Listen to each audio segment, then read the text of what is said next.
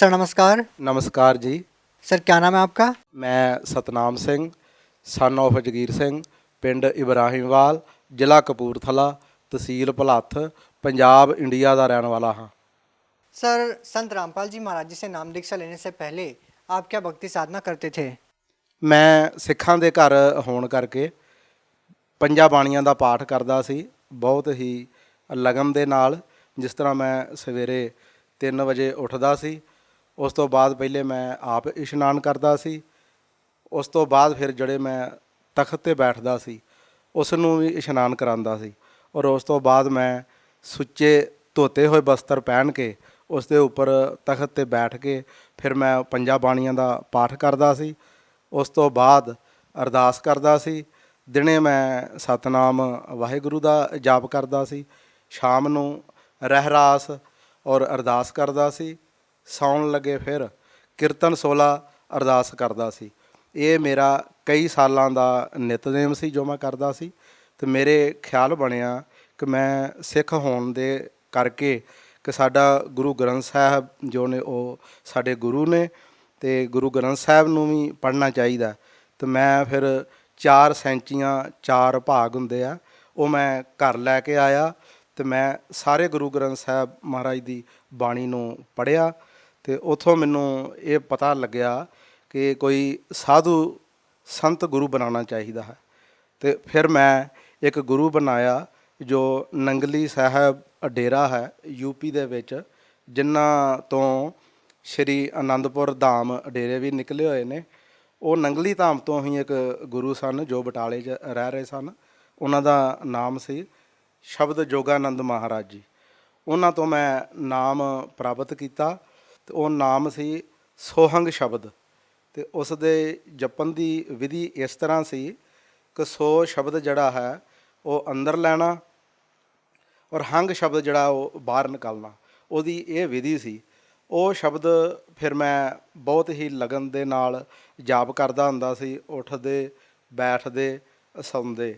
ਫਿਰ ਮੈਂ ਇੱਕ ਵਾਰ ਜਦੋਂ ਇੱਕ ਪੁਸਤਕ ਪੜ੍ਹੀ ਕਬੀਰ ਸਾਹਿਬ ਮਹਾਰਾਜ ਦੀ, ਅਤੇ ਉਹਦੇ ਵਿੱਚ ਉਹ ਪੁਸਤਕ ਦੇ ਵਿੱਚ ਬਾਣੀ ਸੀ ਕਰ ਨੈਣੋ ਦੀਦਾਰ ਮਹਿਲ ਮੇ ਪਿਆਰਾ ਸਾ।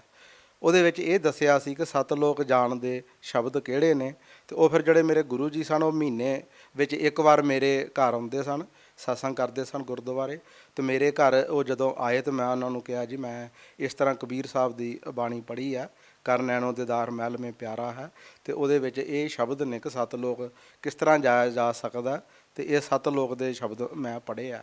ਅਤੇ ਉਹਨਾਂ ਨੂੰ ਜਦੋਂ ਮੈਂ ਇਹ ਕੁਐਸਚਨ ਕੀਤੇ ਅਤੇ ਉਹਨਾਂ ਨੇ ਅੱਖਾਂ ਥੱਲੇ ਨੂੰ ਕਰ ਲਈਆਂ ਅਤੇ ਮੈਨੂੰ ਕੁਝ ਨਹੀਂ ਦੱਸਿਆ। ਅਤੇ ਮੈਂ ਫਿਰ ਗੁਰੂ ਹੋਣ ਕਰਕੇ ਮੈਂ ਉਹਨਾਂ ਨੂੰ ਅੱਗੋਂ ਕੁਛ ਨਹੀਂ ਬੋਲਿਆ।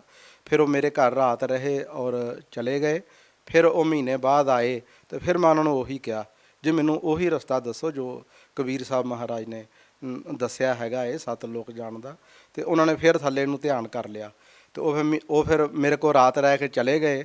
ਔਰ ਮੈਂ ਫਿਰ ਪਰਮਾਤਮਾ ਨੂੰ ਸਾਕਸ਼ਾਤ ਕਰਕੇ ਅਰਦਾਸ ਕੀਤੀ, ਬੇਨਤੀ ਕੀਤੀ ਕਿ ਪਰਮਾਤਮਾ ਇਹ ਰਸਤੇ ਬਾਰੇ ਹੁਣ ਮੈਨੂੰ ਤੁਸੀਂ ਦੱਸੋ ਜੇ ਤੁਸੀਂ ਇਹ ਦੱਸਿਆ। ਅਤੇ ਉਹ ਫਿਰ ਪਰਮਾਤਮਾ ਨੇ ਮੈਨੂੰ ਇਸ ਚੀਜ਼ ਦੀ ਆਵਾਜ਼ ਦਿੱਤੀ ਆਤਮਾ ਦੇ ਵਿੱਚ ਕਿ ਨੈੱਟ 'ਤੇ ਇਸ ਚੀਜ਼ ਦੀ ਖੋਜ ਕਰੋ।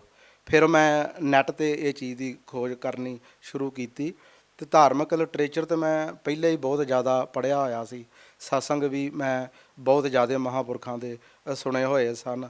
ਤੋ ਫਿਰ ਮੈਂ ਨੈੱਟ 'ਤੇ ਜਦੋਂ ਸਤਸੰਗ ਸੁਣੇ ਬਹੁਤ ਜ਼ਿਆਦਾ ਮਹਾਂਪੁਰਖਾਂ ਦੇ, ਅਤੇ ਇੱਕ ਦਿਨ ਜਦੋਂ ਕਿਰਪਾ ਹੋਈ ਤਾਂ ਮੈਂ ਨੈੱਟ ਚਾਲੂ ਕੀਤਾ ਅਤੇ ਸੰਤ ਰਾਮਪਾਲ ਜੀ ਮਹਾਰਾਜ ਜਿਹੜੇ ਸੀ ਉਹ ਸਤਸੰਗ ਕਰ ਰਹੇ ਸਨ। ਅਤੇ ਉਹ ਇਹ ਦੱਸ ਰਹੇ ਸਨ ਕਿ ਕਿਹੜੇ ਸੰਤ ਕਿਹੜੇ ਕਿਹੜੇ ਨਾਮ ਦੇ ਰਹੇ ਨੇ, ਰਾਧਾ स्वामी वाले संत ਕਿਹੜੇ ਨਾਮ ਦੇ ਰਹੇ ਨੇ, ਬਾਪੂ आसाराम ਕਿਹੜੇ ਨਾਮ ਦੇ ਰਹੇ। सर जब आप सिख धर्म के अनुसार सभी पूजाएं कर रहे थे तो सर हम आपसे जानना चाहते हैं कि आप संत रामपाल जी महाराज जी की शरण में कैसे आए और आपकी जो परमात्मा पाने की चाह थी, सतलोक जाने की जो आपकी इच्छा थी या सतलोक के बारे में जो जानकारी आपको चाहिए थी वो आपको जानकारी कैसे मिली?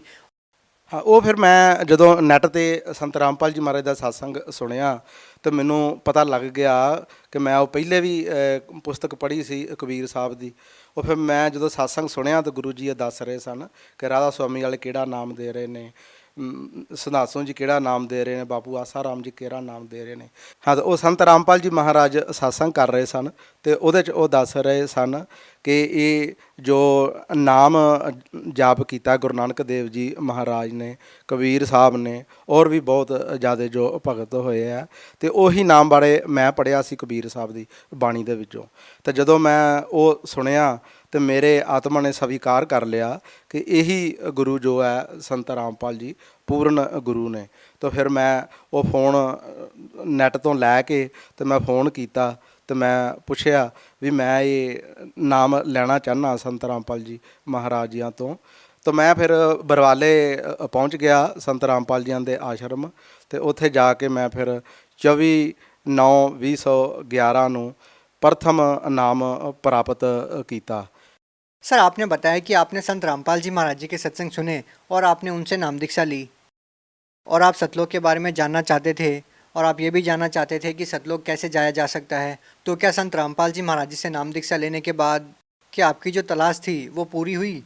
हाँ, बिल्कुल मेरी खोज जो सी परमात्मा नूं मिलन दी वो 100% जिहड़ी सी वो मेरी पूरी हो गई। जो शब्द मैनूं प्राप्त होए वो गुरु नानक देव जी महाराज ने भी जाप कीते सी, कबीर साहब ने भी उन्हां बारे जिक्र कीता सी, होर भी जिहड़े सुप्रीम भगत होए ने फस्ट क्लास दे उन्हां ने भी वो जाप कीता सी। मैनूं फिर वो मंत्र प्राप्त होया जो कि ग्रंथां दे विच दस्सिया गया सी, ग्रंथां दे जो विच प्रमाण सन, वो मैनूं फिर मंत्र जिहड़ा सी वो प्राप्त होया। ਤੇ ਉਸ ਤੋਂ ਬਾਅਦ ਫਿਰ ਮੈਂ ਦੂਸਰਾ ਮੰਤਰ ਜਿਹੜਾ ਸੀ ਸਤਨਾਮ ਸ਼ਬਦ ਸੀ ਉਹ ਵੀ ਮੈਨੂੰ ਪ੍ਰਾਪਤ ਹੋਇਆ। ਤੇ ਸਤਨਾਮ ਸ਼ਬਦ ਦੇ ਨਾਲ ਮੈਨੂੰ ਬਹੁਤ ਜ਼ਿਆਦਾ ਲਾਭ ਹੋਏ। ਜਿਸ ਤਰ੍ਹਾਂ ਮੈਨੂੰ ਮੇਰਾ ਆਪਰੇਸ਼ਨ ਹੋਇਆ ਸੀ, ਘਰ ਦੀ ਦਾ ਵੀ ਆਪਰੇਸ਼ਨ ਹੋਇਆ ਸੀ। ਘਰ ਦੀ ਦੇ ਪਿੱਤੇ ਦੇ ਵਿੱਚ ਪੱਥਰੀ ਸੀ ਔਰ ਅਸੀਂ ਹਸਪੀਟਲ ਗਏ ਹੋਏ ਸੀ ਤੇ ਉਹਨਾਂ ਦਾ ਆਪਰੇਸ਼ਨ ਹੋਇਆ ਤੇ ਮੈਂ ਹਸਪੀਟਲ ਵਿੱਚ ਹੀ ਸੀ ਅਜੇ। ਤੇ ਮੇਰੇ ਵੀ ਪੇਟ 'ਚ ਬਹੁਤ ਗੈਸ ਬਣਨ ਲੱਗ ਪਈ ਤੇ ਮੈਂ ਡਾਕਟਰ ਸਾਹਿਬ ਨੂੰ ਮਿਲਿਆ ਤੇ ਵੀ ਮੇਰੇ ਗੈਸ ਬਹੁਤ ਬਣ ਰਹੀ ਹੈ ਪੇਟ ਵਿੱਚ। ਉਹਨਾਂ ਨੇ ਮੇਰਾ ਅਲਟਰਾਸਾਊਂਡ ਕੀਤਾ ਤੇ ਉਹਨਾਂ ਨੇ ਬੋਲਿਆ ਵੀ ਆਪਦੇ ਪਿੱਤੇ ਦੇ ਵਿੱਚ ਪੱਥਰੀ ਹੈ, ਇਹ ਆਪਰੇਸ਼ਨ ਕਰਾਉਣਾ ਪਏਗਾ। ਤੇ ਮੈਨੂੰ ਵੀ ਫਿਰ ਉਹ ਆਪਰੇਸ਼ਨ ਕਰਾਉਣਾ ਪਿਆ। ਪਿੱਤਾ ਜੋ ਸੀ ਉਹ ਡਾਕਟਰ ਸਾਹਿਬ ਹੋਰਾਂ ਨੇ ਨਿਕਾਲ ਦਿੱਤਾ। ਉਸ ਤੋਂ ਬਾਅਦ ਫਿਰ ਮੈਡੀਸਨ ਮੈਂ ਯੂਜ ਕਰਦਾ ਹੁੰਦਾ ਸੀ, ਜਿੱਦਾਂ ਸਵੇਰੇ ਮੈਂ ਗੈਸ ਦੀ ਗੋਲੀ ਲੈਂਦਾ ਹੁੰਦਾ ਸੀ। ਉਸ ਤੋਂ ਬਾਅਦ ਫਿਰ ਜਦੋਂ ਰੋਟੀ ਮੈਂ ਖਾਂਦਾ ਸੀ ਤੇ ਪਾਚਨ ਸ਼ਕਤੀ ਮੇਰੀ ਖਰਾਬ ਹੋ ਗਈ ਸੀ ਤੇ ਮੈਂ ਫਿਰ ਦਵਾਈ ਯੂਜ ਕਰਦਾ ਸੀ। ਉਹ ਫਿਰ ਮੈਂ ਇੱਕ ਵਾਰ ਬਰਵਾਲਾ ਆਸ਼ਰਮ ਸੰਤ ਰਾਮਪਾਲ ਜੀਆਂ ਦੇ ਆਸ਼ਰਮ ਗਿਆ ਹੋਇਆ ਸੀ ਤੇ ਮੈਂ ਗੁਰੂ ਜੀਆਂ ਨੂੰ ਬੇਨਤੀ ਕੀਤੀ, ਸੰਤ ਰਾਮਪਾਲ ਜੀਆਂ ਨੂੰ, ਕਿ ਮਹਾਰਾਜ ਜੀ ਮੇਰੇ ਪੇਟ 'ਚ ਗੈਸ ਬਹੁਤ ਬਣਦੀ ਹੈ ਤੇ ਕਿਰਪਾ ਕਰੋ ਕਿ ਮੇਰੀ ਇਹ ਜਿਹੜੀ ਦਵਾਈ ਹੈ ਇਹ ਛਡਵਾ ਦਿਓ। ਤੇ ਫਿਰ ਪਰਮਾਤਮਾ ਸੰਤ ਰਾਮਪਾਲ ਜੀ ਮਹਾਰਾਜ ਜੀਆਂ ਨੇ ਬੋਲਿਆ ਕਿ ਠੀਕ ਹੈ, ਪਰਮਾਤਮਾ ਕਿਰਪਾ ਕਰ ਦੇਗਾ।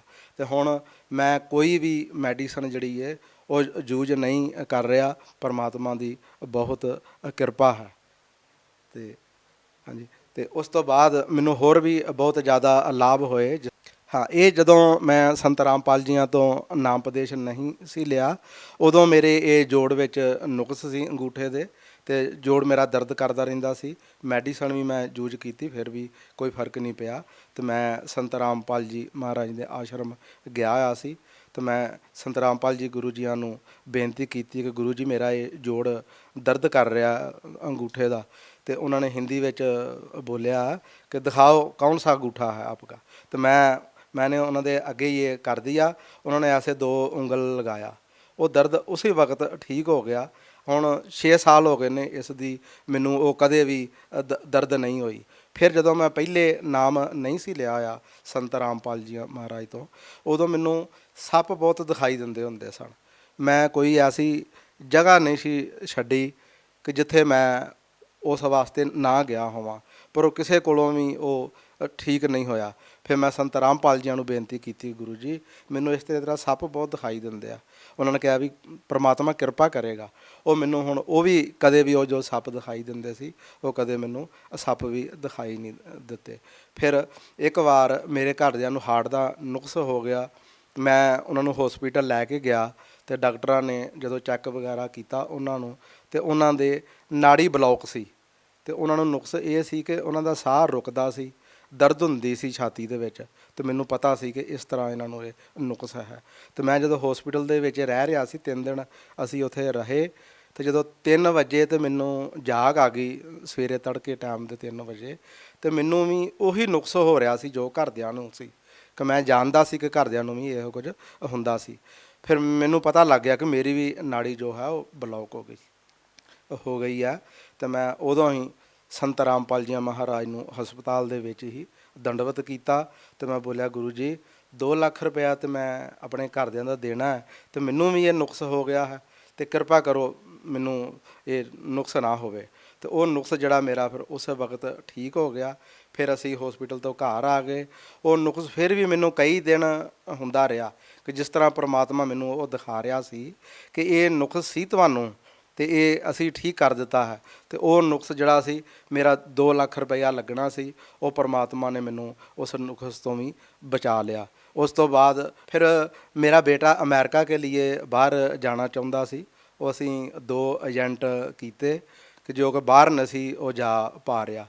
ਫਿਰ ਅਸੀਂ ਸੰਤ ਰਾਮਪਾਲ ਜੀ ਮਹਾਰਾਜ ਦੀ ਸ਼ਰਨ ਵਿੱਚ ਚਲੇ ਗਏ ਸੀ, ਤੇ ਅਸੀਂ ਸੰਤ ਰਾਮਪਾਲ ਜੀ ਮਹਾਰਾਜ ਨੂੰ ਇੱਕ ਦਿਨ ਬੇਨਤੀ ਕੀਤੀ ਆਸ਼ਰਮ ਦੇ ਵਿੱਚ ਕਿ ਮਹਾਰਾਜ ਜੀ ਮੇਰਾ ਬੇਟਾ ਅਮਰੀਕਾ ਨਹੀਂ ਜਾ ਪਾ ਰਿਹਾ, ਰਸਤੇ ਵਿੱਚੋਂ ਹੀ ਵਾਪਸ ਆ ਜਾਂਦਾ ਹੈ। ਸੰਤ ਰਾਮਪਾਲ ਜੀ ਮਹਾਰਾਜ ਨੇ ਬੋਲਿਆ ਕਿ ਠੀਕ ਹੈ, ਪਰਮਾਤਮਾ ਕਿਰਪਾ ਕਰੇਗਾ।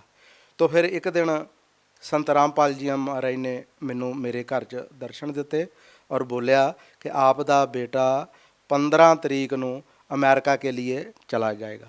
तो ठीक 15 तरीक ਨੂੰ ਹੀ ਉਸ ਦੀ ਫਲੈਟ ਹੋ ਗਈ ਤੇ ਉਹ ਅਮਰੀਕਾ के लिए चला गया। अब अमेरिका ਵਿੱਚ ਹੀ ਹੈ, बहुत ਵਧੀਆ ਉਸ ਦਾ ਕਾਰੋਬਾਰ ਹੈ, तो अमेरिका वो अपना काम कर रहा है। सर, जैसा कि आप सिख धर्म से बिलोंग करते हैं, तो हम आपसे जानना चाहते हैं कि जो गुरु नानक देव जी जो जाप करते थे, क्या वही नाम संत रामपाल जी महाराज जी देते हैं? हाँ बिल्कुल जी, जो गुरु नानक देव जी महाराज ने नाम जाप किया ਉਹੀ ਸੰਤ ਰਾਮਪਾਲ ਜੀ ਮਹਾਰਾਜ ਨੇ ਜੋ ਸਾਨੂੰ ਨਾਮ ਉਪਦੇਸ਼ ਦਿੱਤਾ ਔਰ ਉਹਨਾਂ ਦੇ ਪ੍ਰਮਾਣ ਵੀ ਦਿਖਾਏ। ਜਿਸ ਤਰ੍ਹਾਂ ਬਾਲੇ ਮਰਦਾਨੇ ਦੀ ਜਨਮ ਸਾਖੀ ਦੇ ਵਿੱਚੋਂ ਇੱਕ ਹੋਰ ਗ੍ਰੰਥ ਹੈ ਗੁਰੂ ਨਾਨਕ ਦੇਵ ਜੀ ਮਹਾਰਾਜ ਦਾ ਪ੍ਰਾਣ ਸਾਂਗਲੀ ਗ੍ਰੰਥ, ਉਹ ਵੀ ਦਿਖਾਇਆ, ਉਹਦੇ ਵਿੱਚੋਂ ਵੀ ਪ੍ਰਮਾਣ ਦਿੱਤੇ। ਤੇ ਉਹ ਇਹ ਜੋ ਨਾਮ ਹੈ ਸੰਤ ਰਾਮਪਾਲ ਜੀ ਮਹਾਰਾਜ ਦੇ ਰਹੇ, ਇਹ ਪ੍ਰਮਾਣਿਤ ਗਿਆਨ ਹੈ, ਗ੍ਰੰਥਾਂ ਦੇ ਵਿੱਚ ਗਿਆਨ ਹੈ। ਤੇ ਜੋ ਸੁਪਰੀਮ ਭਗਤ ਹੋਏ ਹਨ ਉਹਨਾਂ ਨੇ ਇਸ ਨਾਮ ਜਾਪ ਕੀਤਾ, ਇਸ ਨਾਮ ਜਾਪ ਦਾ। सर, आप भगत समाज को क्या संदेश देना चाहते हैं? ਦੇਖੋ ਜੀ, ਮੈਂ ਭਗਤ ਸਮਾਜ ਨੂੰ ਇਹੀ ਬੇਨਤੀ ਕਰਾਂਗਾ ਕਿ ਉਹ ਸੰਤ ਰਾਮਪਾਲ ਜੀ ਮਹਾਰਾਜ ਜੀਆਂ ਦਾ ਸਤਸੰਗ ਸੁਣਨ। ਜੋ ਸੰਤ ਰਾਮਪਾਲ ਜੀ ਮਹਾਰਾਜ ਸਤਸੰਗ ਟੀਵੀ 'ਤੇ ਬਹੁਤ ਜ਼ਿਆਦਾ ਚੈਨਲਾਂ 'ਤੇ ਸੁਣਾ ਰਹੇ ਨੇ ਔਰ ਨਾਲ ਗ੍ਰੰਥਾਂ ਦੇ ਪ੍ਰਮਾਣ ਦੇ ਰਹੇ ਨੇ। ਔਰ ਇਹ ਉਹ ਗੁਰੂ ਜੀਆਂ ਦਾ, ਸੰਤ ਰਾਮਪਾਲ ਜੀਆਂ ਦਾ ਸਤਸੰਗ ਸੁਣਨ, ਸਤਸੰਗ ਸੁਣ ਕੇ ਤੇ ਉਹ ਨਾਮ ਪ੍ਰਾਪਤ ਕਰਨ ਜੋ ਕਿ 7 ਲੋਕ ਲੈ ਕੇ ਜਾਣ ਵਾਲਾ ਹੈ। ਔਰ 84 ਲੱਖ ਜੂਨਾਂ ਵਿੱਚ ਜਦੋਂ ਇਹ ਨਾਮ ਜਾਪ ਕੋਈ ਕਰੇਗਾ ਤੇ ਨਹੀਂ ਆਏਗਾ, ਤੇ ਜੋ ਇਹ ਨਾਮ ਲੈਣਾ ਚਾਹੁੰਦਾ ਹੈ ਉਹ ਜਦੋਂ ਟੀਵੀ 'ਚ ਸਤਸੰਗ ਚੱਲਦਾ ਤਾਂ ਥੱਲੇ ਇੱਕ ਲਾਈਨ ਚੱਲਦੀ ਹੈ, ਉਹਦੇ ਵਿੱਚ ਫੋਨ ਨੇ ਵੀ ਕਿੱਥੇ ਕਿੱਥੇ ਇਹ ਨਾਮ ਜੋ ਹੈ ਮਿਲਦਾ।